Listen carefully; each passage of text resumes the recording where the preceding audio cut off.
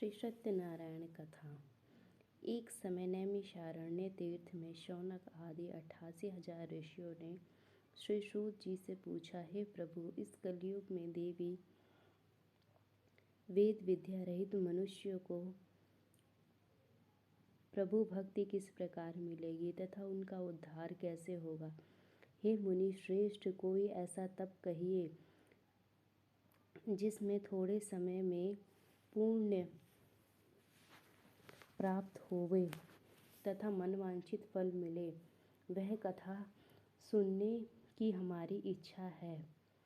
सर्वशास्त्र ज्ञाता श्री सूत जी बोले, हे वैष्णवों में पूज्य, आप सब ने प्राणियों के हित की बात पूछी है। अब मैं उस श्रेष्ठ व्रत को आप लोगों से कहूँगा, जिस व्रत को नारद जी ने लक्ष्मी नारायण जी से पूछा था और श्री लक्ष्मीपति ने मुनि श्रेष्ठ नारद जी से कहा था, सो ध्यान से सुनो। प्रथम अध्याय। एक समय योगीराज नारद जी दूसरों के हित की इच्छा से अनेक लोकों में घूमते हुए मृत्युलोक में आ पहुँचे। यहाँ अनेक योनियों में जन्मे हुए प्राय सभी मनुष्य को अपने कर्मों द्वारा अनेकों दुखों से पीड़ित देखकर सोचा, इस यत्न के करने से निश्चय ही मनुष्यों को दुखों का नाश हो सकेगा। ऐसा मन में सोचकर विष्णु लोक को गए। वहाँ श्वेत वर्ण और चारों भुजाओं वाले देवों के ईश नारायण का, जिनके हाथों में शंख चक्र गदा और पद्म थे तथा वरमाला पहने हुए थे, देखकर स्तुति करने लगे। हे भगवान, आप अत्यंत शक्ति से संपन्न हो। मन तथा वाणी भी आपको नहीं पा सकती। आपका आदि मध्य अंत नहीं है। निर्गुण स्वरूप दृष्टि के कारण भक्तों के दुखों को नष्ट करने वाले हो। आपको मेरा नमस्कार है। नारद जी ने इस प्रकार की स्तुति कर कर भगवान विष्णु बोले, हे मुनि श्रेष्ठ, आपके मन में क्या है? आपका किस काम के लिए अवगमन हुआ है? निसंकोच कहो। नारद मुनि बोले, मृत्यु लोक में सब मनुष्य जो अपने योनियों में पैदा हुए हैं, अपने अपने कर्मों के द्वारा अनेक प्रकार के दुखों से दुखी हो रहे हैं। वे नाथ मुझ पर दया रखते हो तो बताइए, उन मनुष्य के सब दुख थोड़े से ही प्रयत्न में कैसे दूर हो सकते हैं। श्री भगवान जी बोले, हे नारद, मनुष्य की भलाई के लिए तुमने बहुत अच्छी बात पूछी है। जिस काम के करने के लिए मनुष्य मोह से छूट जाता है, वह मैं कहता हूँ, सुनो। बहुत पुण्य देने वाला स्वर्ग और मृत्यु लोक दोनों में दुर्लभ एक उत्तम व्रत है। आज मैं प्रेमवश होकर तुमसे कह रहा हूँ। श्री सत्यनारायण भगवान का यह व्रत अच्छी तरह विधि विधान पूर्वक करके मनुष्य तुरंत ही यहाँ के सुख भोग कर मरने पर मोक्ष को प्राप्त होता है। श्री भगवान वाच्य सुनकर नारद मुनि बोले कि उस व्रत का फल क्या होता है, क्या विधान है, किसने यह व्रत किया था और किस दिन यह व्रत करना चाहिए, विस्तार से कहो। भगवान बोले, दुख शोक आदि को दूर करने वाला, धन धान्य को बढ़ाने वाला, सौभाग्य तथा संतान को देने वाला यह व्रत सब स्थानों तथा विजयी कराने वाला है।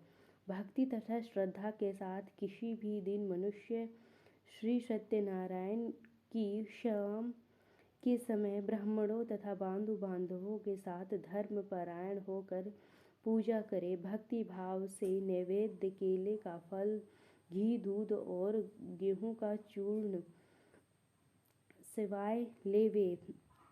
गेहूं के अभाव में साठी का चूर्ण, शक्कर तथा गुड़ ले तथा सब भक्षण योग पदार्थ जान करके भगवान को अर्पण करे तथा बंधु बांधवों सहित ब्राह्मणों को भोजन करवा के तत्पश्चात स्वयं भोजन करे।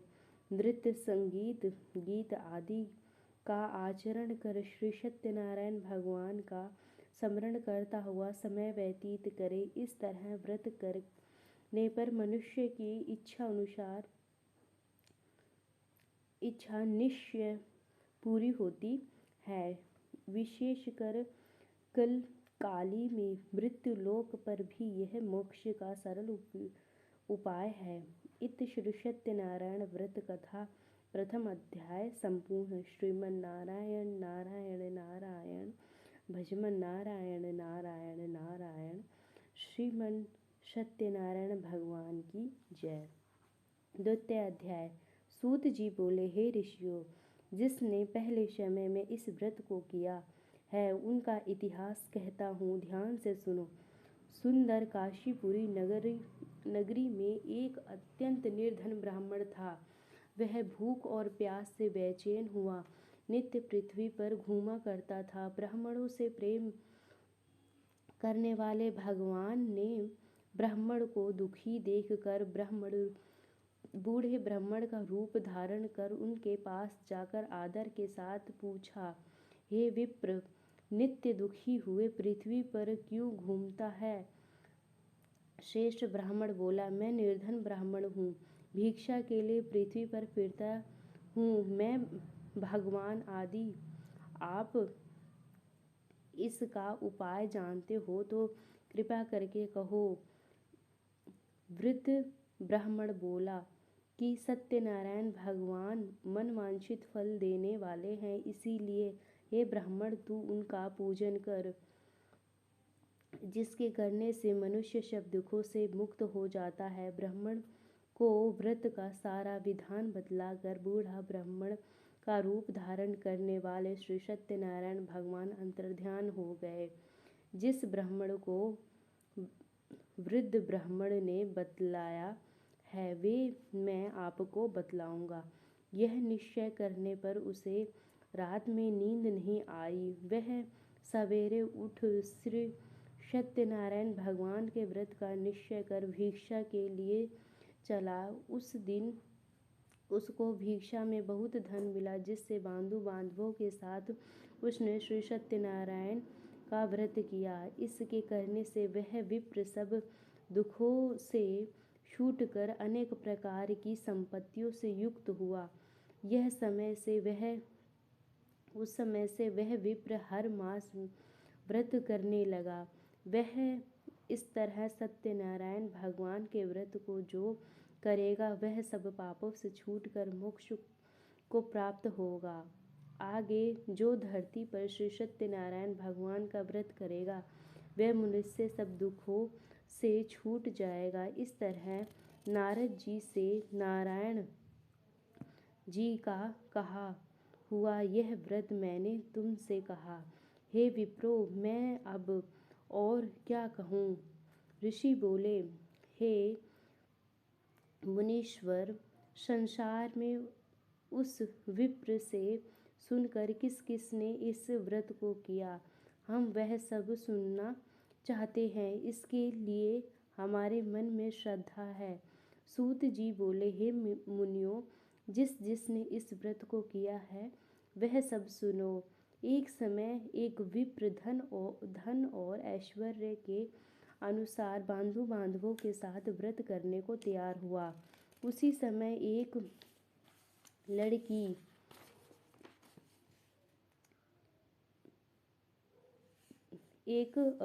लकड़ी बेचने वाला बूढ़ा आदमी आया और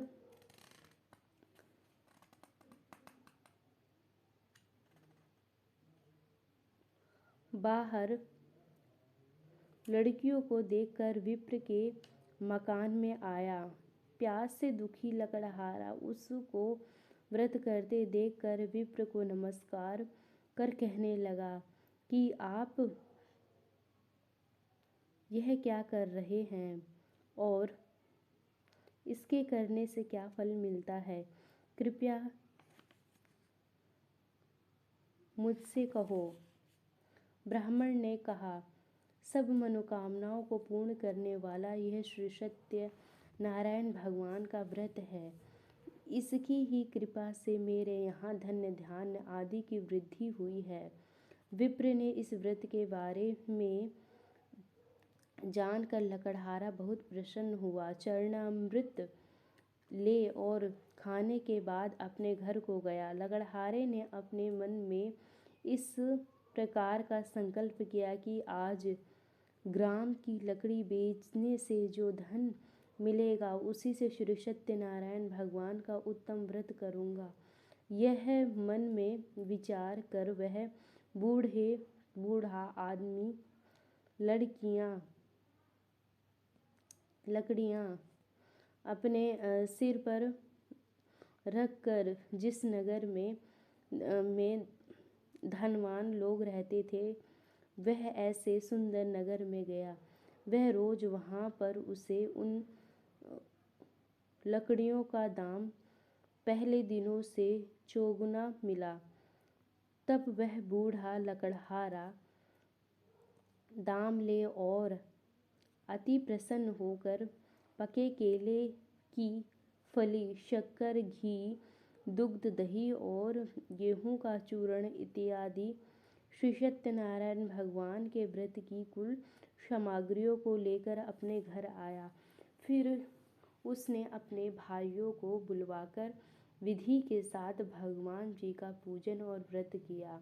उस व्रत के प्रभाव से वह बूढ़ा लकड़हारा पुत्र धन आदि से युक्त हुआ और संसार के समस्त सुख भोगकर वैकुंठ को चला गया। इत श्री सत्यनारायण व्रत कथा द्वितीय अध्याय संपूर्ण। श्रीमन नारायण नारायण नारायण भजमन नारायण नारायण नारायण। श्री सत्यनारायण भगवान की जय। तृतीय अध्याय। सूत जी बोले, हे श्रेष्ठ मुनियों, अब आगे की कथा कहता हूँ। पहले समय में उल्का मुख नाम का एक बुद्धिमान राजा था। वह सत्यवक्ता और जितेंद्रिय था। प्रतिदिन देव स्थानों पर जाता था तथा गरीबों को धन देकर उनके कष्ट को दूर करता था। उनकी पत्नी कमल के समान मुख वाली तथा सती साध्वी थी। भद्रशिला नदी के तट पर उन दोनों ने श्री सत्यनारायण भगवान का व्रत किया। उस समय वहाँ एक साधु वैश्य आया। उसके पास व्यापार के लिए बहुत सा धन था और राजा को व्रत करते हुए देखकर विनय के साथ पूछने लगा, हे राजन, भक्ति युक्त चित्त से यह आप क्या कर रहे हैं? मेरी सुनने की इच्छा है, सो आप यह मुझे बताइए। राजा बोला, हे साधु, अपने बांधवों के साथ पुत्र आदि की प्राप्ति के लिए एक महाशक्तिमान श्री सत्यनारायण भगवान का व्रत एवं पूजन किया जा रहा है। राजा के वचन अनुसार साधु आदर से बोला, हे राजन, मुझसे इसका सब विधान कहो।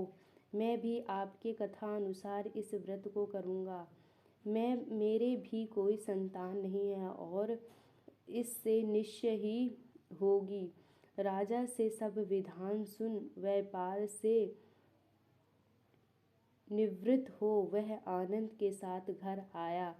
साधु ने अपने स्त्री से संतान देने वाले उस व्रत का वर्णन सुनाया और कहा कि जब मेरे संतान होगी तब मैं इस व्रत को करूँगा। साधु ने ऐसे वचन अपनी स्त्री लीलावती से कहे। एक दिन उसकी स्त्री लीलावती के साथ आनंदित हो सांसारिक धर्म में वृत होकर श्री सत्यनारायण भगवान की कृपा से गर्भवती हुई तथा 10वें माह में उसने एक सुंदर कन्या को जन्म दिया।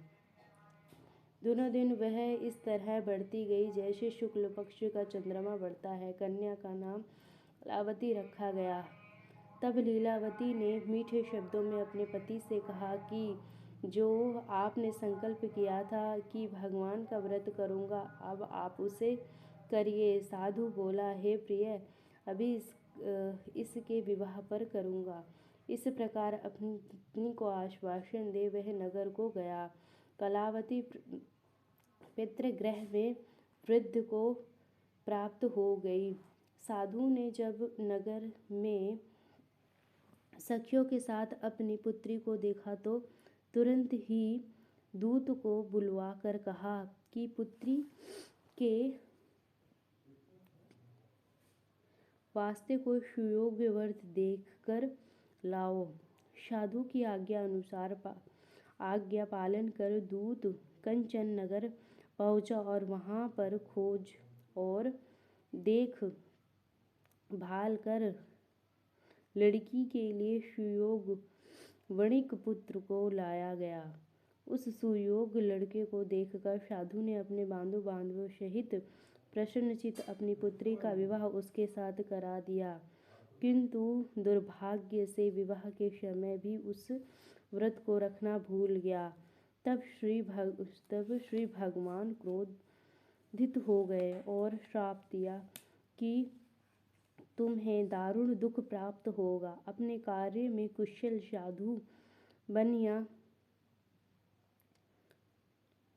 जामाता सहित समुद्र के समीप स्थित होकर रत्नपुर नगर में गया और वहां दोनों ससुर जमाई चंद्रकेतु राजा के उत्तम नगर में व्यापार करने लगा। एक बार श्री सत्यनारायण भगवान की माया से प्रेरित कोई चोर राजा का धन चुरा कर भागा जा रहा था, किंतु राजा के दूतों को आता देखकर चोरों ने घबराकर भागते हुए राजा के धन को वहीं चुपचाप रख दिया जहां ससुर जमाई ठहरे हुए थे।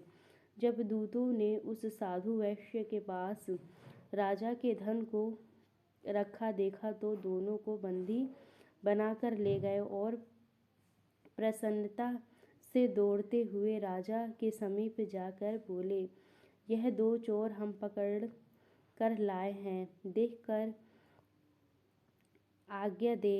तब राजा की आज्ञा से उनको कठिन कारावास में डाल दिया गया और उनका धन छीन लिया गया। श्री सत्यनारायण भगवान के श्राप द्वारा उनकी पत्नी भी घर पर बहुत दुखी हुई और घर पर जो धन रखा था चोर चुरा कर ले गए। शारीरिक और मानसिक पीड़ा तथा भूख प्यास से अति दुखी हो अन्न की चिंता में कलावती एक ब्राह्मण के घर गई। वहां उसने श्री सत्यनारायण भगवान का व्रत होते देखा, फिर कथा सुनी तथा प्रसाद ग्रहण कर रात को घर आई। माता ने कलावती से कहा, हे पुत्री, अब तक कहाँ रही? वह तेरे मन में क्या है? कलावती बोली, हे माता, मैं एक ब्राह्मण के घर श्री सत्यनारायण भगवान का व्रत देखा है। कन्या के वचन सुनकर लीलावती भगवान के पूजन की तैयारी करने लगी। लीलावती ने परिवार और बांधवों सहित श्री सत्यनारायण भगवान का पूजन किया और वर मांगा कि मेरे पति और दामाद शीघ्र आ जावे। साथ ही प्रार्थना करी कि हम सब का अपराध क्षमा करो। श्री सत्यनारायण भगवान इस व्रत से संतुष्ट हुए और राजा चंद्रकेतु को स्वप्न में दर्शन देकर कहा, हे राजन, दोनों वैश्य को प्रातः ही छोड़ दो और उनका सब धन जो तुमने ग्रहण किया है दे दो, नहीं तो मैं तेरा धन, राज्य, पुत्र आदि नष्ट कर दूंगा।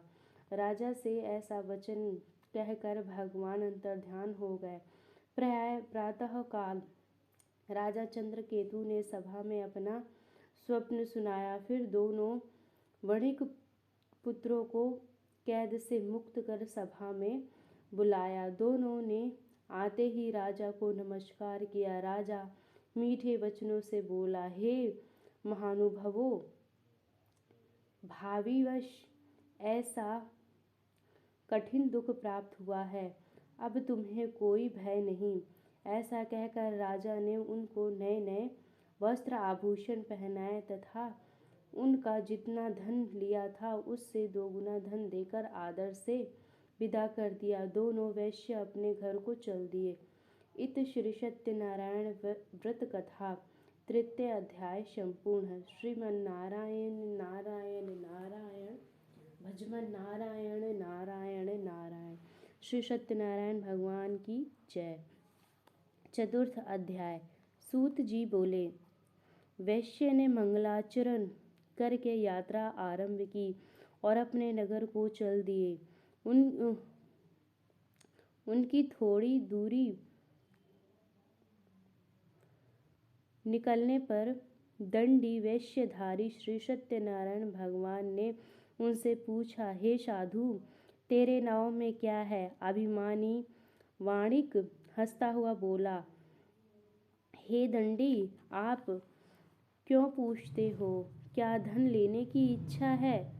मेरे नाव में तो वेल और पत्ते भरे हैं। वैश्य का कठोर वचन सुन श्री सत्यनारायण भगवान ने कहा, तुम्हारा वचन सत्य हो। दंडी ऐसा कहकर वहां से चले गए। कुछ दूर जाकर समुद्र के किनारे बैठ गए। दंडी ने जाने वह वैश्य ने नित्य क्रिया करने के बाद नाव को ऊंची उठती देख अचंभे किया। नाव में बेल और पत्ते आदि देखकर मूर्छित हो जमीन पर गिर पड़ा। फिर मूर्छा खुलने पर अत्यंत शोक प्रकट करने लगा। तब उसका दामाद बोला, आप शोक न करें, यह दंडी का श्राप है, अतः उनकी शरण में चलो,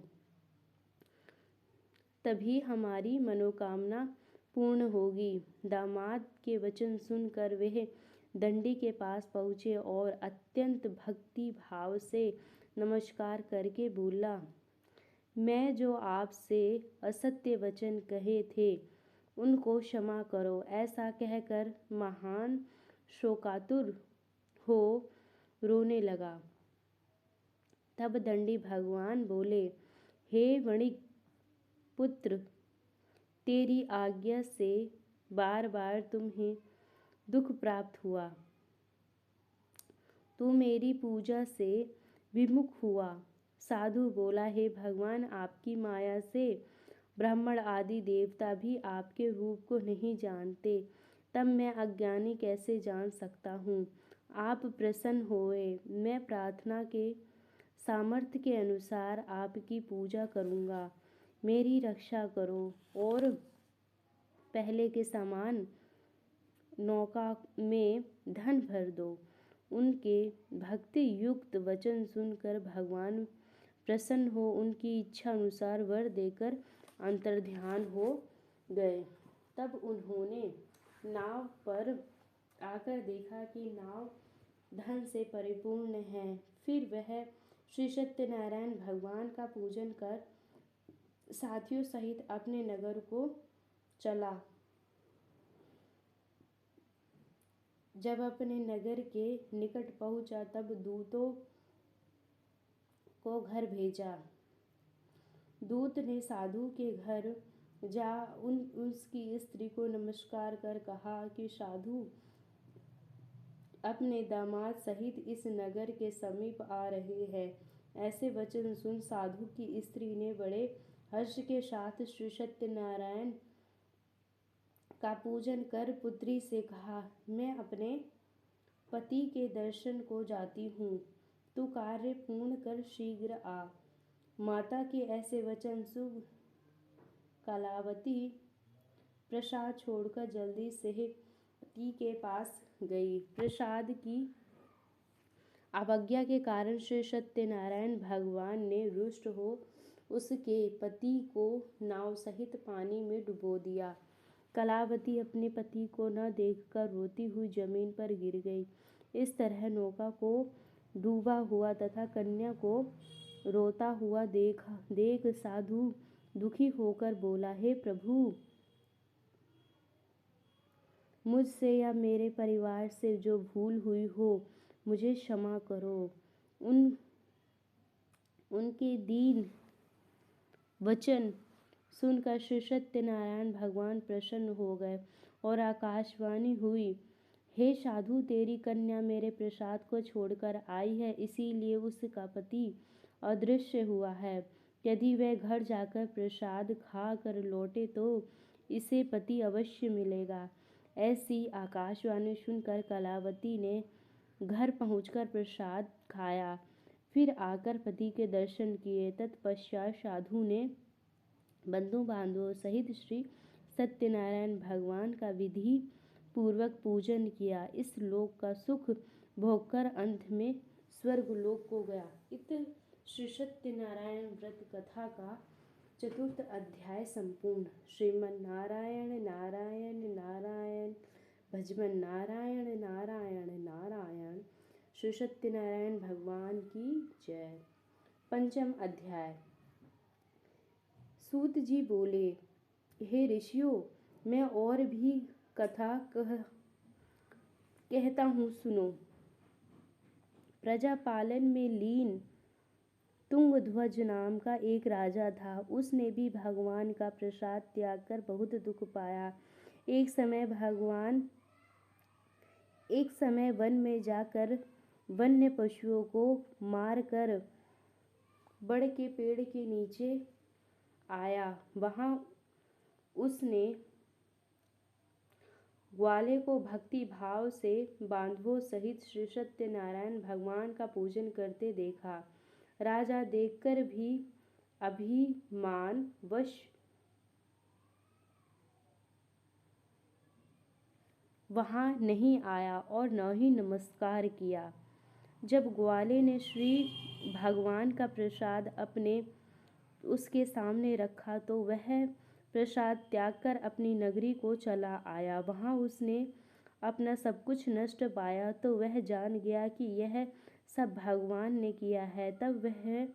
तब वह विश्वास कर ग्वाले के समीप आया और विधि पूर्वक पूजन कर प्रसाद खाया तो श्री सत्यनारायण भगवान की कृपा से सब कुछ पहले जैसा ही हो गया। फिर दीर्घ काल तक सुख भोग कर मरने पर स्वर्गलोक को गया।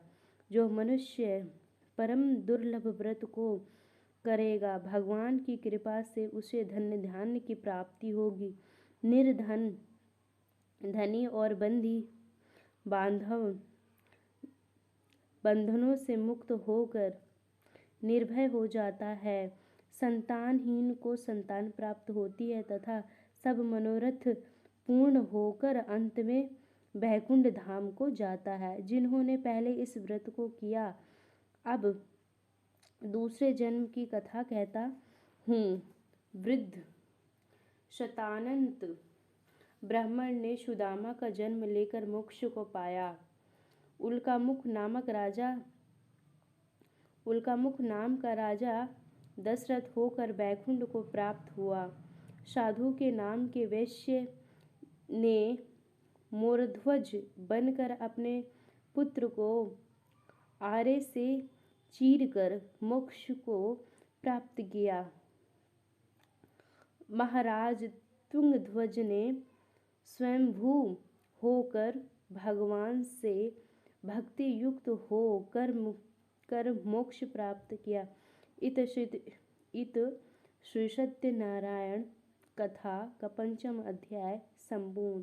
श्रीमन नारायण नारायण नारायण भजमन नारायण।